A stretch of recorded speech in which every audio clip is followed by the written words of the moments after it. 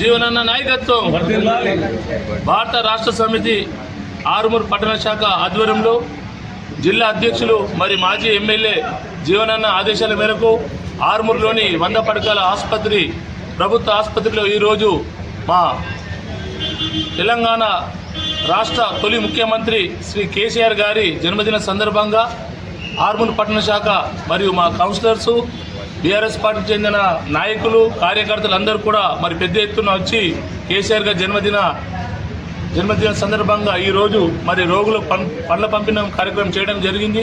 వారందరూ కూడా మరి సారే కావాలా, మళ్ళీ కేసీఆర్ గారు వస్తే వారందరూ కూడా కేసీఆర్ కిట్ అందుతుండే, మరి అప్పుడే పాలన బాగుండే.